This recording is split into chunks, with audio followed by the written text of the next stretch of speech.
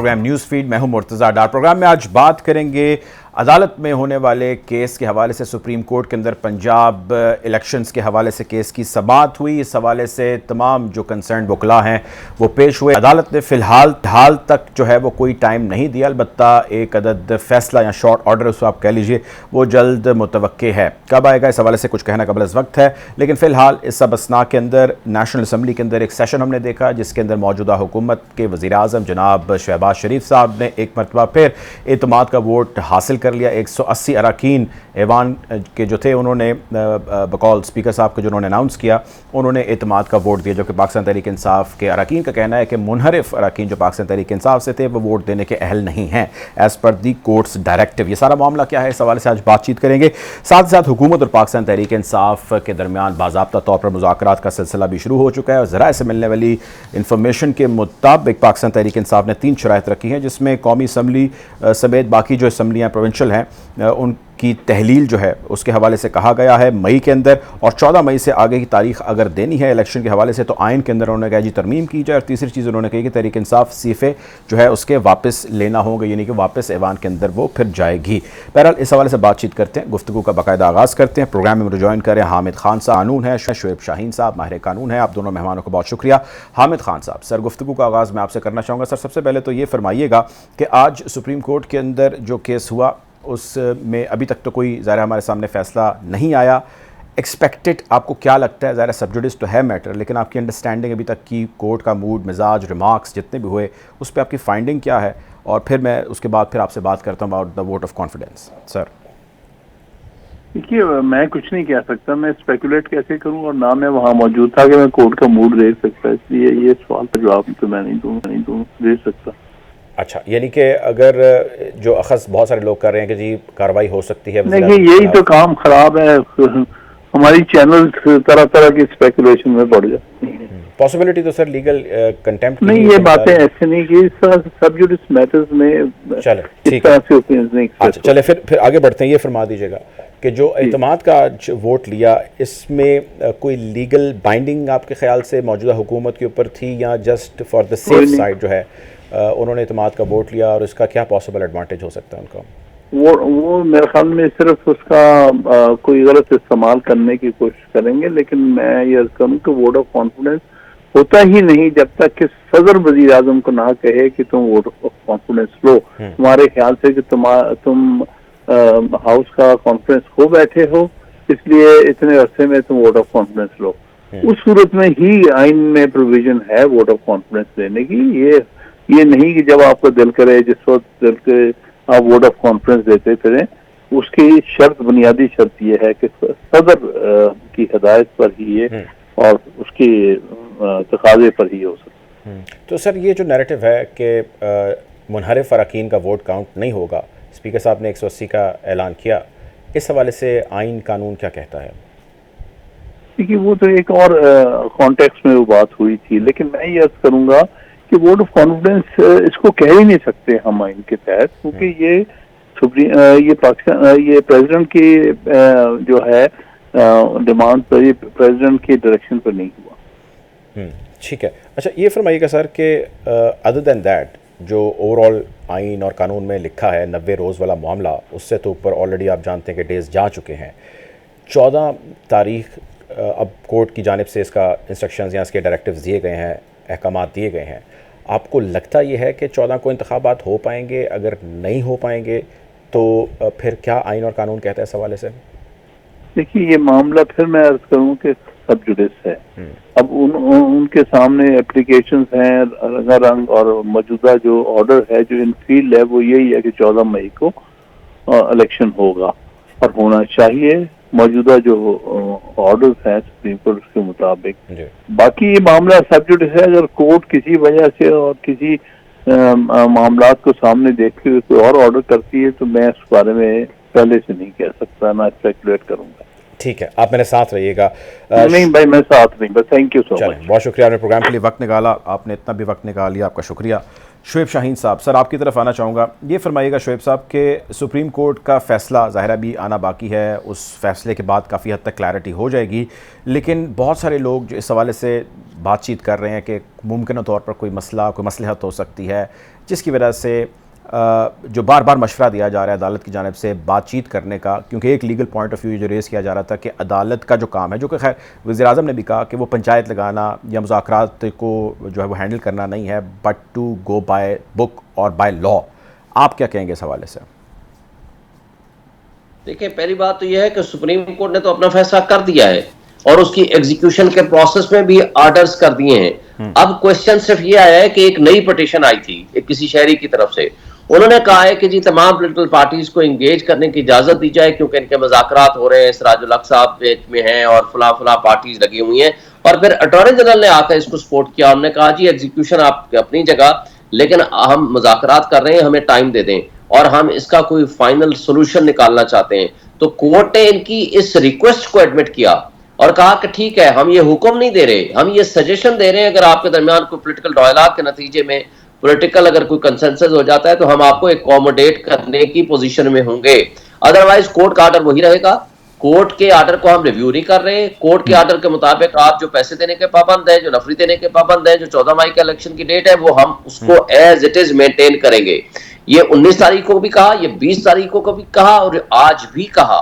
तो मेरा ख्याल है कि कोर्ट का जो फैसला था वो तो कायम मुतायम है और कोर्ट ने फैसला दे दिया है। और कोर्ट ने वन सिंगल अगर सेंटेंस हम कहे तो क्या फैसला दिया है कि आइन के मुताबिक 90 डेज में इलेक्शन करा दें और आइन के मुताबिक आर्टिकल 220 के मुताबिक तमाम इदारे पाबंद हैं to facilitate the election commission of Pakistan for the purpose of holding free and fair elections. ये एक सिंपल क्वेश्चन है और उसको उन्होंने रिजॉल्व कर दिया और बाकी तो एग्जीक्यूशन है कि जी आप करें। वो कहते हैं हम नहीं करते। अब उसके खिलाफ ज़ाहिर कंटेम्प्ट प्रोसीडिंग्स होगी और कंटेम्प्ट प्रोसीडिंग्स के लिए जो है वो कोर्ट के पास ऑप्शंस मौजूद हैं और कोर्ट उसको जुडिशियल रेस्ट्रेंट का मुजाहरा कर रही है कि अगर ये वाकई संजीदगी का मुजाहरा करें, जो कि हमें नजर नहीं आता। पिछले 6 दिन उन्होंने जाय कर दिए और बजाय इस बात के कि वो संजीदगी के साथ इस इशू को रिजॉल्व करते, पीडीएम की और इत्तेहादी जमातों ने जो हुकूमती इत्तेहाद है उन्होंने चीफ जस्टिस को मिलाइन करने की कोशिश की, ब्लैकमेलिंग एटीट्यूड किया, पार्लियामान के अंदर ऐसी गुफ्तगू की जो उनको आर्टिकल 68 मना करता है कि कंडक्ट ऑफ द जजेस के बारे में आप गुफ्तगू नहीं कर सकते, उन्होंने उसके बावजूद भी की। मैं समझता हूं कि आज भी बहरहाल अभी टाइम नहीं गुजरा, अभी भी इनके पास टाइम है इससे पहले कि ये नाअहल हो जाए और घर चले जाएं और ऐसी कोई सिचुएशन क्रिएट हो कि देखें जो 97 वाली पैदा की गई थी आज भी वही पैदा करने की कोशिश हो रही है। तो मेरा ख्याल है कि अदालत ने अपनी ड्यूटी कर दी है। अदालत के फैसले में जो रुकावट पैदा करेगा ऑप्शन एक ही है कि उनके खिलाफ कंटेम्प्ट प्रोसीडिंग। तो शोएब साहब फिर ये भी फरमाइएगा, अब जिस तरह आपने वर्ड यूज़ किया जुडिशियल रिस्ट्रेंट का मुजाहरा कर रही है अदालत, इसको बहुत सारे लोग इस तरह भी देखते हैं और वो लोग जो आइनी माहिरीन हैं कि अदालत ज़ाहिर है रिस्ट्रेंट का मुजाहरा तो कर रही है बट चूँकि वो अहकामात दे चुकी है, चूँकि वो अपना फैसला सुना चुकी है, तो उसके बाद अमल होना है। अगर अमल नहीं होता जिस तरह कि आप फरमा रहे हैं और जिस तरह हमें नज़र आ रहा है अदालत के हुक्म के या सुप्रीम कोर्ट के या उस बेंच के हुक्म के बावजूद, तो कंटेम्पचुअस कार्रवाई होगी। कंटेम्पचुअस कार्रवाई के आगाज़ से पहले या कंटेम्पचुअस कार्रवाई करने से पहले भी बार बार जो है मुज़ाकरात, आज भी मुज़ाकरात का जो है वो जिक्र हुआ, रिमार्क्स पास किए गए। तो क्या जो पाकिस्तान तहरीक इंसाफ के लोग उम्मीद लगाए बैठे हैं, क्या उनको इस इलेक्शन चौक पर पहुंचने से पहले ही इस लारी से, इस बस से जो है वो उतरना पड़ेगा, या आपको लगता है कि नहीं ऐसा नहीं होगा, इवेंचुअली जो है वहाँ तक चीज़ें पहुँच जाएंगी बजरिया जो है कोर्ट जिस तरह मामला बढ़ रहे हैं आगे? देखिए, बात तो यह है कि इस वक्त आइन को अमलदारी का क्वेश्चन है। जो लोग, जो इदारे, जो शख्सियात इस वक्त आइन के साथ खड़े हैं, पब्लिक उनके साथ खड़ी हुई है। इस अनसर्टन कैफियत को मजीद जो खराब कर रहे हैं, वक्त उनको देख रहा है, तारीख उनको लिख रही है। आज भी लोग 97 की हरकतें पीएमएलएन की नहीं भूली, आज भी उनके ऊपर एक बदनुमा दाग उनके माथे पे लगा हुआ है।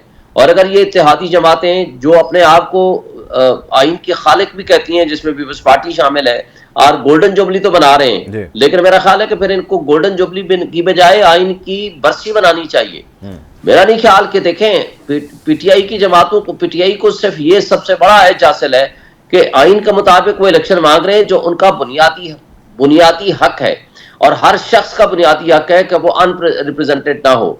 और जो दूसरी जमातें हैं वो आज उनके में रोड़े अटका रही हैं और जो शख्सियात या जो इदारे इसमें रोड़े अटका रहे हैं, तारीख उनको याद रखेगी, उनको कभी नहीं भूलेगी। और मेरा ख्याल है ये वक्त है कि हक व बातिल की लड़ाई में कौन किधर खड़ा हुआ है, कौन आइन के साथ खड़ा है, कौन आइन के साथ गद्दारी करने वालों के साथ खड़ा हुआ है, दोनों चीजें लोगों के सामने हैं, वक्त फैसला करेगा। ठीक है, आप मेरे साथ रहिएगा। हमें ज्वाइन कर रहे हैं इमरान याकूब साहब, सीनियर जर्नलिस्ट हैं, एनालिस्ट हैं।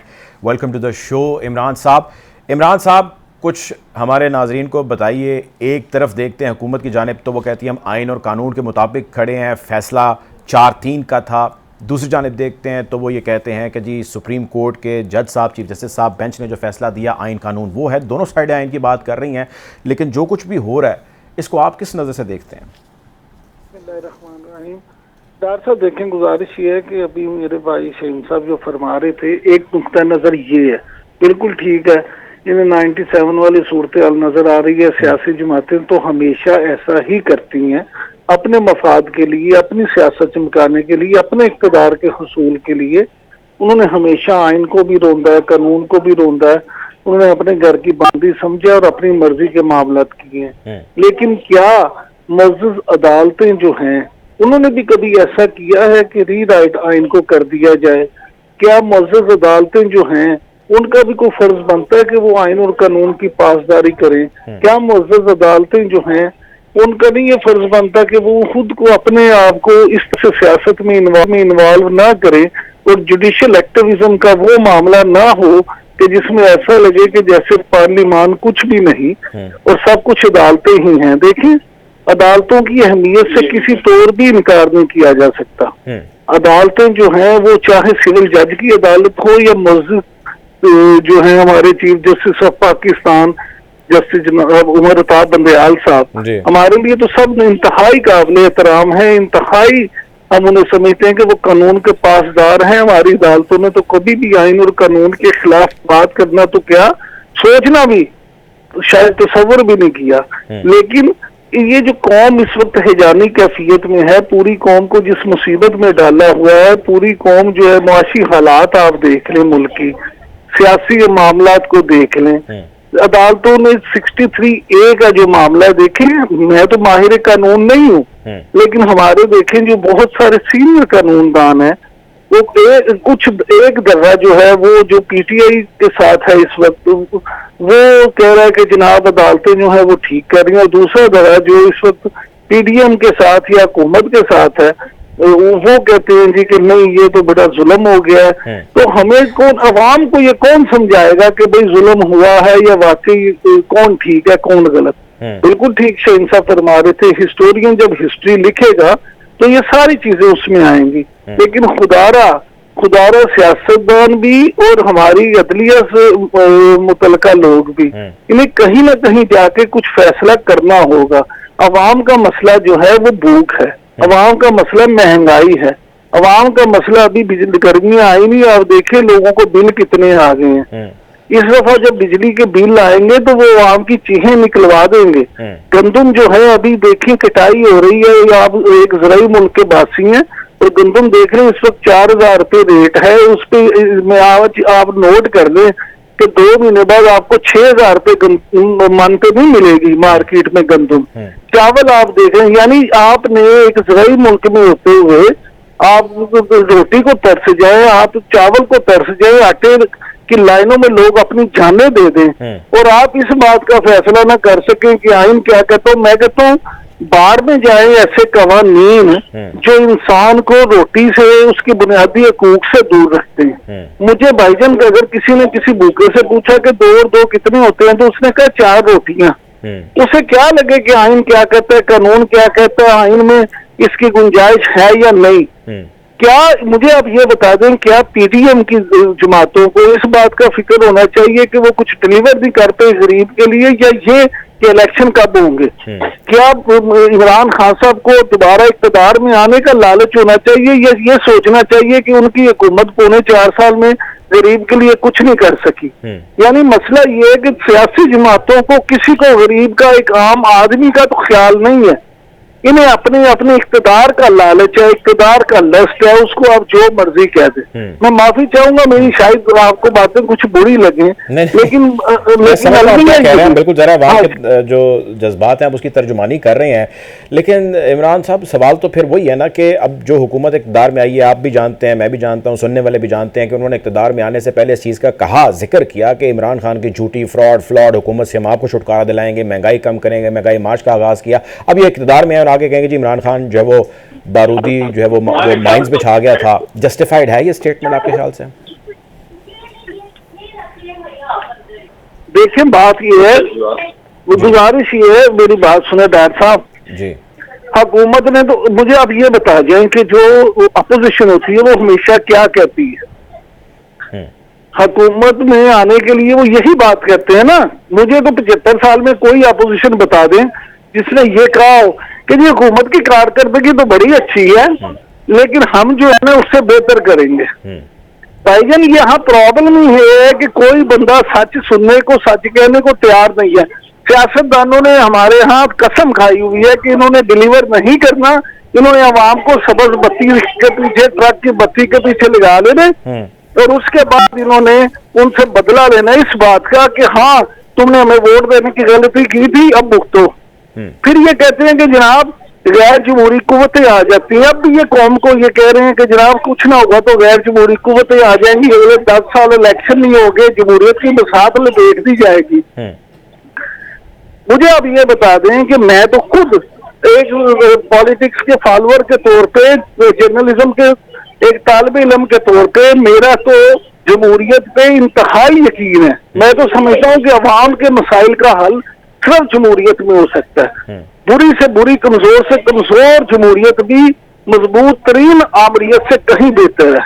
लेकिन ये भी तो आप देख लें कि आमरीयत को लाने में किरदार कौन अदा कर रहा है। करेक्ट, ठीक कह रहे हैं, बिल्कुल ठीक कह रहे हैं। मेरे साथ रहिएगा शुएब साहब। सर मैं आपकी तरफ आना चाहूँगा। अब ज़ाहिर है मामला सब्जुडिस है, अदालत में है और उसका ज़रा एक फ़ैसला भी एक्सपेक्टेड है, लेकिन साथ ही साथ मुज़ाकरात का सिलसिला भी जो है वो जारी है। हमने देखा कि मुज़ाकरात की फुटेजेस भी खैर वो हमारे सामने आ रही हैं और बहुत सारे लोगों का ये कहना है, अल्लाह करे कि ऐसा ना हो, कि मुज़ाकरात कामयाब तो नहीं होंगे किसी सूरत में भी। अगर होने होते तो आज से कई महीने पहले हो जाते। ये हुज्जत तमाम करने के लिए सारा मामला किया जा रहा है। इन केस अगर ऐसा नहीं होता कि कामयाब मुज़ाकरात हो जाएं, तो कंटेम्प्ट की कार्रवाई किस हद तक आप एग्जीक्यूट होते देख रहे हो, किस पे देख रहे हैं? देखिए अगर तो ये कामयाब हो जाते हैं मुज़ाकरात, आज है, कल है, परसों तक है, 2 दिन लगते हैं, 3 दिन लगते हैं, 3 दिन की अब छुट्टियां भी आगे आ रही हैं। अगर तो ये मुज़ाकरात कामयाब हो गए तो नेचुरली फिर इसका कॉन्सिक्वेंशियल रिजल्ट ये होगा कि इशू रिजॉल्व हो जाएगा। और अगर ये मुज़ाकरात कामयाब नहीं होते तो आगे कोर्ट के पास देखें, या तो ये है ना कोर्ट कहे कि जी आज के बाद हम कुछ भी नहीं करेंगे, स्टेट ने और एग्जीक्यूटिव ने हमारी बात मानने से इनकार कर दिया है, हम हेल्पलेस हैं, तो अब अवाम फैसला करे। और या तो ये अगर तर्ज अमल कोर्ट अडॉप्ट करती है तो इसका मतलब है कि फिर कोर्ट की जो आम आदमी उसकी इज्जत करेगा या उसकी बात मानेगा तो पब्लिक एट लार्ज का ट्रस्ट कहां रहेगा। दूसरा एस्पेक्ट ये है कि वो कोर्ट प्रोसीड करे इन अकॉर्डेंस विद लॉ और वो उनको करना पड़ेगा, उनके पास कोई ऑप्शन नहीं है। तो मेरा ख्याल है कि उसके लिए तो सबसे बेस्ट पर्सन जो इसका गिल्टी है वो chief executive of the federal government है और वो प्राइम मिनिस्टर ऑफ पाकिस्तान है, उनके खिलाफ भी प्रोसीड होगा।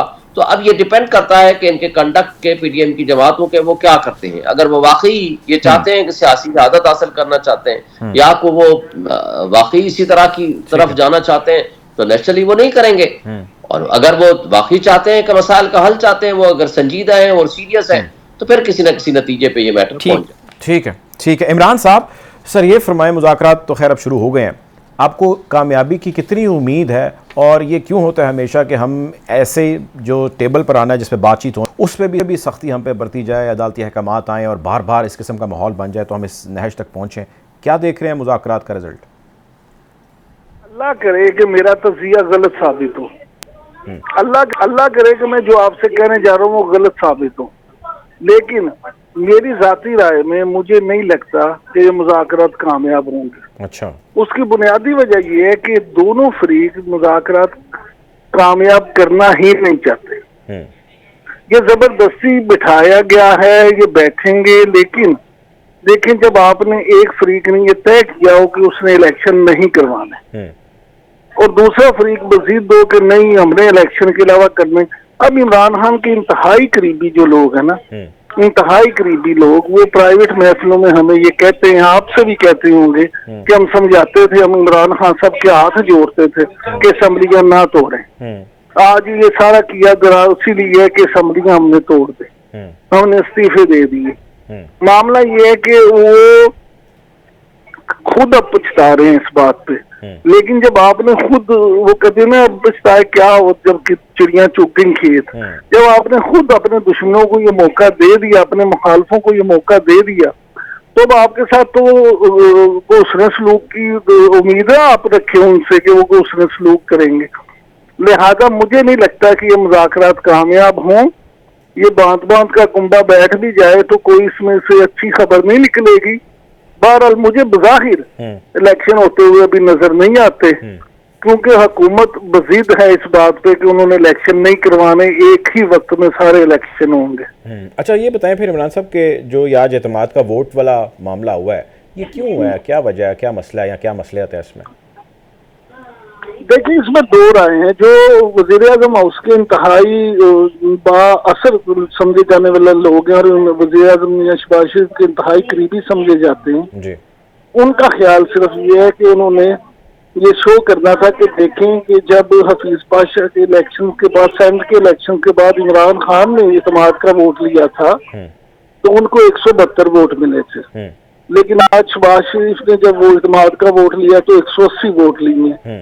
वो ये साबित करना चाहते हैं कि ईवान का पूरा इत्मीनाद जो है, हमारे पास अक्सरियत है और हम पूरी अक्सरियत के साथ हुकूमत कर रहे हैं।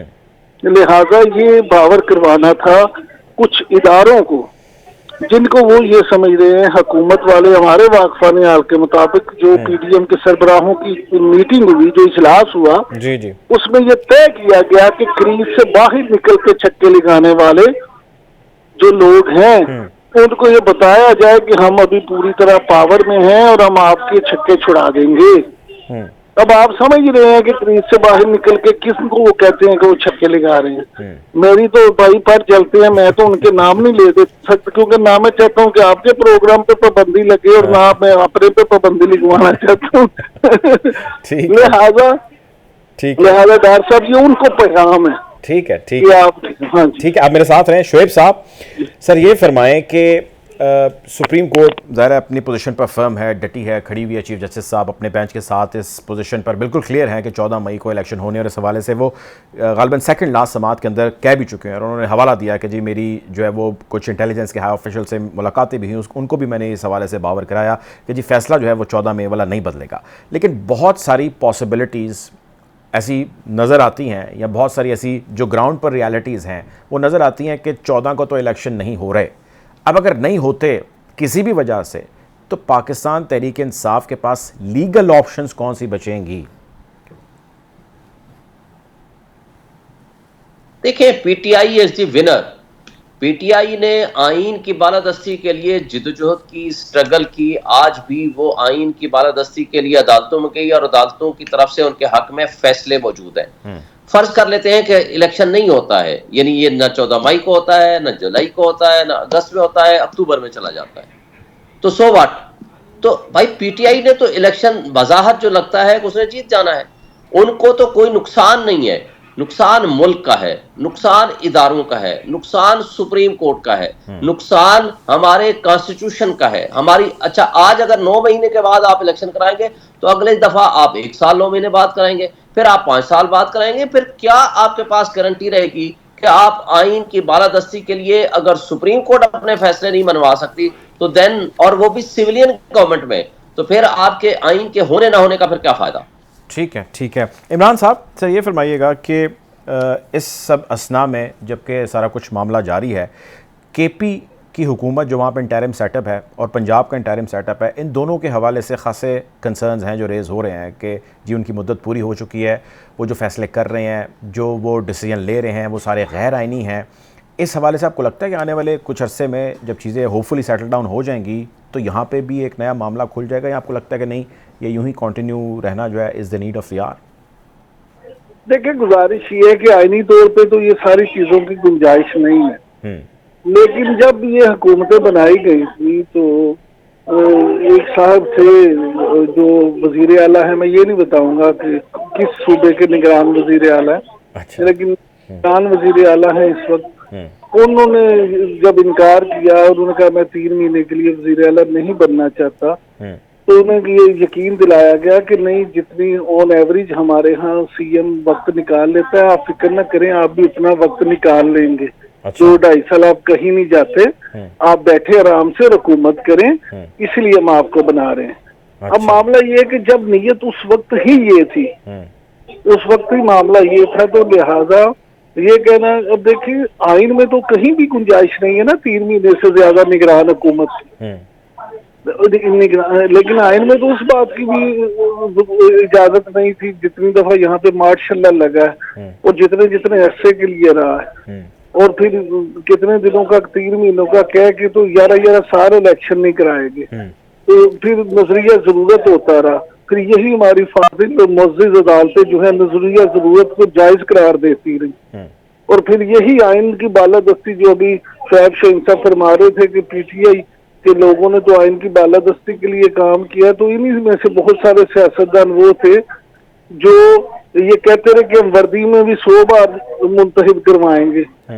तो ये सारी चीजें जो है आपके सामने है। यहाँ आइन की बालादस्ती, अवाम की हुक्मरानी, कानून की हुक्मरानी, ये सारी चीजें जो है ना सिर्फ मुझे आपको टीवी प्रोग्रामों में सुनाने के लिए, अवाम को बेवकूफ बनाने के लिए। असल में सिर्फ यही होता है कि जिस चीज का हमारे यहाँ सियासतदानों को फायदा नजर आता है वो उसको मान लेते हैं। अभी इनको फायदा नजर आएगा तो अभी ये मान लेंगे। कभी इमरान खान साहब कहते हैं जनरल बाजवा ने मेरी हुकूमत खत्म की, अगले दिन वो कहते हैं मेरे जनरल बाजवा के कहने पे मैंने असम्बलियां तोड़ी। मेरे भाई, जब आपने असम्बलियां तोड़ी उस वक्त तो जनरल बाजवा को रिटायर हुए हुए कितने महीने हो गए थे। यानी आप किसी अपनी एक बात पे तो खुद भी कायम रह जाए। वो एक शेर है ना जफर इकबाल साहब का, वो कहते हैं कि झूठ बोल रहा है अगर तो उस पे कायम भी रहो जफर, आदमी को साहिब किरदार होना चाहिए। बिल्कुल ठीक है, बिल्कुल ठीक है। तो सर बात ये है कि हमारे सियासतदान जो है अनफॉर्चुनेटली उनका अगर आप देखें मजमूई तौर पे तो हमें ये कहते हैं अफसोस तो होता है, लेकिन इनका एक जैसे रवैया होता है, एक जैसी चीजें होती हैं। हुकूमत में इनकी सोच अलग होती है। आप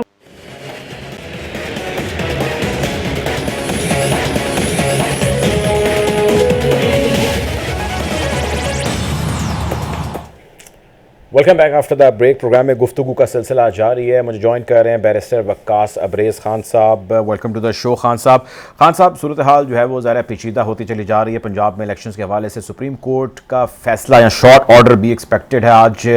सुप्रीम कोर्ट ने कोई डेडलाइन तो नहीं दी, लेकिन बहुत सारी नज़रें ज़ाहिर है उसकी फैसले या उसके हवाले से जुड़ी हैं कि जी क्या होने जा रहा है सुप्रीम कोर्ट में। साथ ही साथ मुज़ाकरात का सिलसिला भी जारी है।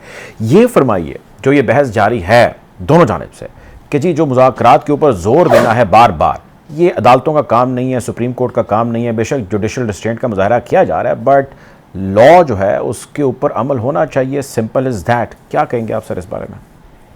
जी, डॉक्टर ऑफ नेसेसिटी तो कभी भी रिवेल नहीं करनी चाहिए। जब माजी 22 के अंदर हमने 1954 के अंदर जो डॉक्टर ऑफ नेसेसिटी देखी जस्टिस मुनीर मलिक की, वो आज तक पाकिस्तान के अंदर जुडिशली आप लीगल सिस्टम के हवाले से देखें या पॉलिटिकली देखें तो वो स्याब बाब के तौर पे जानी जाती है। तो मैं ये समझता हूँ कि चाहे आसमान गिरे जमीन फटे, जो रूल ऑफ लॉ है, जो supremacy of constitution, that must be in all aspects. हाँ, लेकिन ये बात है, चाहे हमारी सिविल कोर्ट हो, चाहे हमारी अपेक्स कोर्ट हो या सुप्रीम कोर्ट हो, कहीं ना कहीं पार्टीज के मुबैन नेगोशिएशन, कंसिलिएशन, आर्बिट्रेशन का दरवाजा हमेशा खुला रहता है, चाहे वो फैमिली कोर्ट हो, सिविल कोर्ट हो, क्रिमिनल कोर्ट हो या हमारी सुप्रीम कोर्ट हो। अब जो जिस नहज पे सुप्रीम कोर्ट जा खड़ी है, जिस तरह पार्लियामेंट के अंदर 16 बयान तकरीरें की जाती है, जजेस की तस्दीक की जाती है, इनकी ताजीम, इनकी तकरीर के खिलाफ जो बातें, जो फिक्रे कसे जाते हैं, मेरे ख्याल में सुप्रीम कोर्ट जिस नहज जो दुराहे पे खड़ी है, वो जो मुहावरा जुबान जैसे आम बोला जाता है कि डूबते को तिनके का सहारा, इसलिए सुप्रीम कोर्ट भी किसी सहारे की तलाश में थी कि ये लोग खुद ही आपस में बैठ के मुज़ाकरात कर ले। जो 12 सुपरमेसी ऑफ पार्लियामेंट की बात करते हैं कि पार्लियामेंट सुप्रीम है, आप हमारे अफेयर्स के अंदर इंटरफेयर या इंटरवीन ना करें, तो मैं ये समझता हूँ कि ऐसी सूरत हाल में सुप्रीम कोर्ट का सबसे जो इम्पोर्टेंट जो नेक्स्ट स्टेप था वो यही शायद नजर उनको आया कि ये पार्टीज मिलकर ये फैसला कर लें कि इंतखाबात कब होने हैं। लेकिन मैं फिर ये एक बात कहूंगा कि इन मुज़ाकरात से भी शायद कुछ ना निकले, और जो 14 मई की तारीख जो सुप्रीम कोर्ट ने दे दिया, क्या सुप्रीम कोर्ट अपना जो ऑर्डर एक पास कर चुकी है और 14 मई के हवाले से कि आप इंतखाबात के लिए प्रेपरेशन करें, इलेक्शन कमीशन को भी बाउंड कर दिया, कैबिनेट को भी, वजीर खजाना को भी, और फिर स्टेट बैंक को भी। तो मैं ये समझता हूँ क्या सुप्रीम कोर्ट रिट्रैक्ट करेगी अपने ऑर्डर से, क्या सुप्रीम कोर्ट अपने ऑर्डर को रिवर्स करेगी? तो पाकिस्तान की सुप्रीम कोर्ट के ऑर्डर की जो एक क्रेडिबिलिटी थी, जो इम्पोर्टेंस थी, जो सिग्निफिकेंस थी, उसको जिस विल ब्रीम के अंदर जिस टच टून के ऊपर डिटरमिनेंट डिसाइड किया जाता है, शायद उसके लिए भी आज बहुत बड़ा इम्तिहान है। और शायद ये चीफ जस्टिस ऑफ पाकिस्तान के वो पहले चीफ जस्टिस होंगे कि जो मुकम्मल तौर पे आज फंस चुके हैं एक सो मोटो जुरिसडिक्शन एक्सरसाइज करते हुए।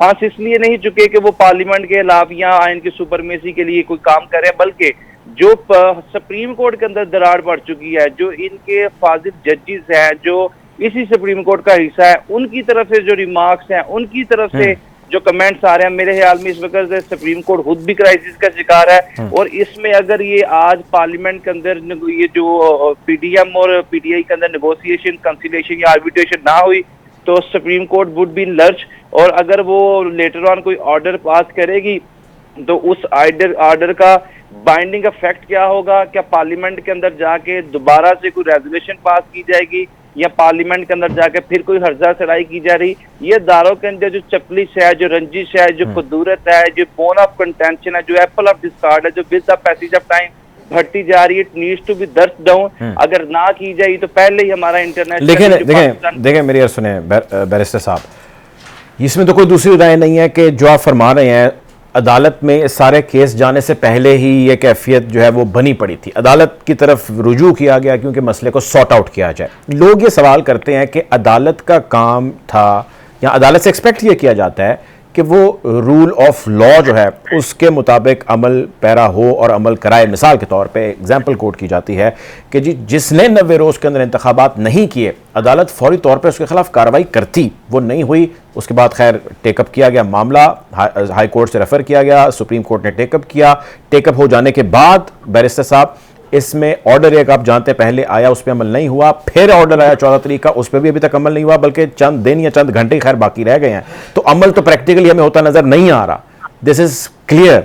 अब where would supreme court stand after all this? अगर वो कुछ नहीं करते तो जाहिर है उनको पाकिस्तान तहरीक इंसाफ की लीडरशिप और उनके कारकुनों सपोर्टर की जानिब से खासे जो है वो सवालात, कंसर्न्स रेज होंगे। और अगर वो करते हैं तो जिनके खिलाफ उन्होंने करना है, आप जानते हैं कि वो ऑलरेडी क्या कह चुके हैं।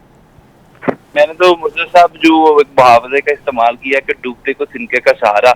एक काम इनको ये करना पड़ेगा अल्टीमेटली कि अपने ऑर्डर को आइदर बा हुक्कर करू आइदर बा तुथा नील फोर्स तो करवाना ही पड़ेगा। अगर नहीं करवाते तो पाकिस्तान की सबसे आला अदालत का की जो सुपरमेसी है, उसकी जो इम्पोर्टेंस और सिग्निफिकेंस क्या रह जाएगी इस पाकिस्तान के जुडिशियल सिस्टम के अंदर। जो हमारी एक लोअर कोर्ट है, जो एक सेशन कोर्ट है, या एक सिविल कोर्ट है, या फैमिली कोर्ट है, उसका वकार या उसके ऑर्डर की इंपॉर्टेंस कहाँ पे रह जाएगी? जो सिविल सर्वेंट्स है उसके ऑर्डर को रद्दी की टोकरी की नजर कर देंगे कि अदालतों का तो काम है इस तरह के ऑर्डर देना और हमारा काम किया है कि ऑर्डर को यकजुम से कलम मुस्तरद करना। तो ये कोई अच्छी रीत या रस्म नहीं होगा। हाँ, क्या किया जा सकता है? कंटेम्पचुअस प्रोसीडिंग इनिशिएट की जा सकती है। कंटेम्पचुअस प्रोसीडिंग के एप्लीकेशंस क्या हो सकते हैं, असरात क्या हो सकते हैं? वो ये हो सकते हैं कि जिस तरह यूसुफ रजा गिलानी को नाअहल किया गया, क्या इनको जब नाअहल किया करेगा तो एक पॉलिटिकल क्वेश्चन है, क्या ये भी अपने आप को बोल देंगे कि हम जुडिशली शहीद कर दिए गए, सियासी शहीद कर दिया गया है? तो मैं नहीं समझता कि जो इस वक्त सिनारियो बन चुका है कि नून लीग को किस तरह का कोई सॉर्ट करना कोई एज मिलेगा। पूरा मुल्क शायद इस चीज में मुत्तफिक है, चंद एक लोगों को छोड़ के जो कि अपनी मर्जी की इंटरप्रिटेशन करने पे जो सादिर है कि आयन का आर्टिकल 105 ये कहता है कि 90 दिन के अंदर इंतखाबात होने हैं। 90 दिन के अंदर इंतखाबात होने, इलेक्शन कमीशन ने प्रेपरेशन करनी है, हुकूमत इंतखाबात करवाने हैं।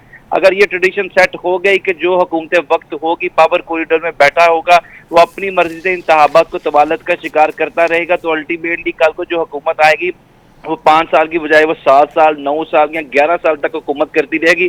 अगर उसके पास 2 था अक्सरियत हुई तो क्या आयन का बुनियादी ढांचा बदल के रख देगी? क्या आयन की स्पिरिट बदल के रख देगी? पूरी दुनिया के कहीं पे भी 5 साल से ज्यादा हुकूमत का टर्नओवर नहीं है। मैक्सिमम अमेरिकन सिस्टम को देखे 4 साल का है, आप ब्रिटिश सिस्टम को देखे 5 साल का। तो मैं नहीं समझता कि इस तरह की कोई आयन के अंदर अमेंडमेंट की जा सकती है, या किसी तरीके से कोई दस्तूर मंशूर एजेंडा या कोई ऐसा पॉइंट रेज किया जा सकता है जिससे आप 5 साल से ज्यादा अरसे के लिए इसको ले जाएं, या अगर कोई असेंबली डिसॉल्व की जाती है तो 90 दिन से ज्यादा इसको तहरीर का शिकार बनाया। तो भाई समझते हो कि सुप्रीम कोर्ट ने आइदर बाय हुक्कर क्रूक इसको इन्फोर्स करना ही करना, अगर नहीं करेगी तो फिर चीफ जस्टिस ऑफ पाकिस्तान की एग्जिस्टेंस का या सुप्रीम कोर्ट ऑफ पाकिस्तान की एग्जिस्टेंस का क्या फ्रूट है, क्या बेनिफिट है, और आयन के अंदर इसका इंडिपेंडेंट रोल कहां पे खड़ा होगा। ठीक है, बहुत शुक्रिया जी बैरिस्टर वकास अब्रेज खान साहब ने प्रोग्राम में हमें ज्वाइन किया। सुप्रीम कोर्ट ने फिलहाल तक तो जो लास्ट ऑर्डर्स दिए, रिमार्क्स दिए, उसके मुताबिक एक अदद रिटन ऑर्डर आना जो है वो बाकी है। इसी असना के अंदर मुज़ाकरात का सिलसिला भी जारी है। देखना यह है कि मुज़ाकरात कामयाब होते हैं या नाकाम होते हैं, और उस सूरत के अंदर सुप्रीम कोर्ट का फैसला क्या होता है। आपको बाखबर रखेंगे इन हालात से। बैरिस्टर साहब बहुत शुक्रिया, आपने प्रोग्राम के लिए वक्त निकाला। अब तक के लिए इतना ही। अपना ख्याल रखिए। अल्लाह हाफ़िज़।